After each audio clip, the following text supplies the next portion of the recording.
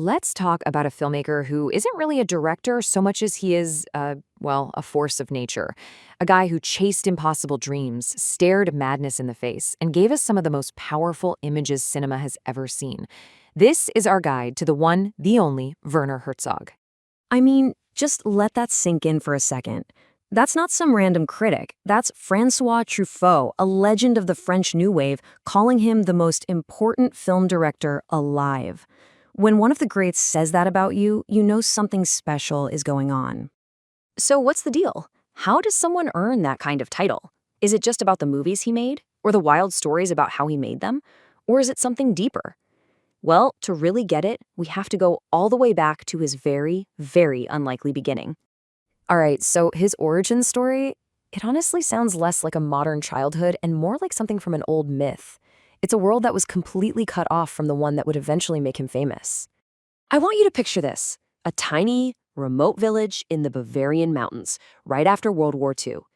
This place fundamentally shaped who he is. There was no running water, no flushing toilet, no phone. He didn't have toys. And get this, he didn't even know that movies existed. Then, when he was 12 years old, bam, everything changes. His family moves back to the city, to Munich, and he's just thrown headfirst into the modern world. Talk about a massive culture shock. And if you want to understand just how isolated he was, listen to this. He didn't make his very first phone call until he was 17. 17! That one little fact tells you everything you need to know about the world he came from. He was a total outsider. And yet, just 2 years after making that first phone call, he was already making his first film.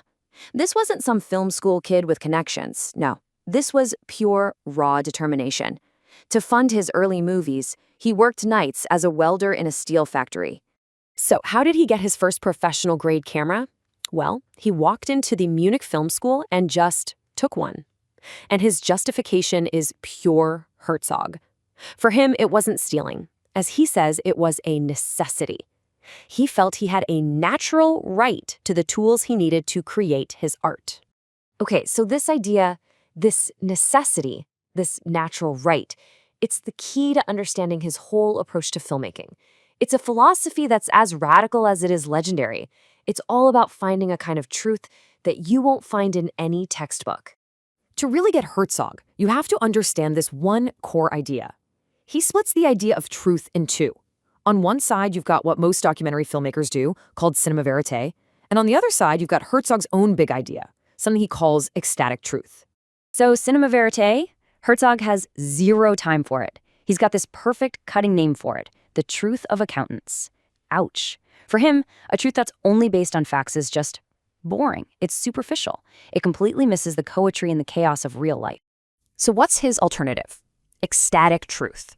This is a deeper, more poetic kind of truth. And here's the wild part.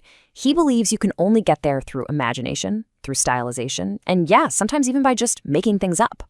The goal isn't to show reality. It's to create an image that feels more true than reality itself. You want the perfect example of ecstatic truth in action? The story of him eating his shoe is absolutely legendary. He saw another filmmaker, Errol Morris, really struggling to finish a movie. So Herzog made him a deal. You finish that film, and I will eat my shoe. Well, Morris finished it, and Herzog, being Herzog, actually did it. He cooked his leather shoe and ate it in front of a live audience, all to make a point about artistic commitment. That's ecstatic truth. So for decades, Herzog was the undisputed king of serious art house cinema. But then, in the last few years, something really strange happened. This intense German filmmaker became a beloved pop culture icon. I mean, his legacy is literally set in stone, but his fame has gone way beyond film festivals. In fact, I would bet money that you've heard his voice before, even if you had no idea who you were listening to. You know the voice, that one-of-a-kind, deliberate accent, and it has popped up in the absolute weirdest places.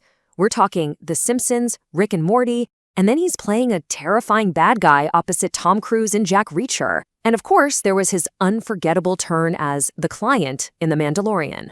And here's the most perfectly Herzog thing about that role. He took the job just because he liked the script. He had never seen a single Star Wars film in his life. He just walked into one of the biggest franchises on Earth, a complete outsider, and made it totally his own. So, from a little village with no movies to the set of a Star Wars show, it's been quite a journey. But let's get down to it. Why does his work and his whole philosophy still feel so important right now? What is he actually looking for? This quote, "This is everything." This is the heart of his mission. Herzog genuinely believes that our modern world is just drowning in cliches, in the same tired, recycled, meaningless images over and over again.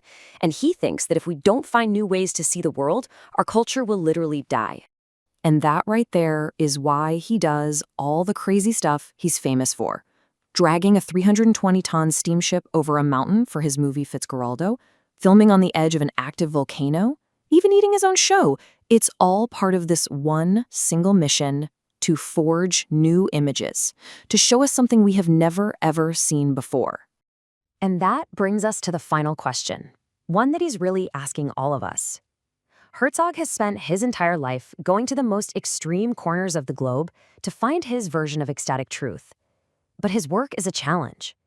For us, right now, in a world just saturated with old, worn-out images, where do we find ours?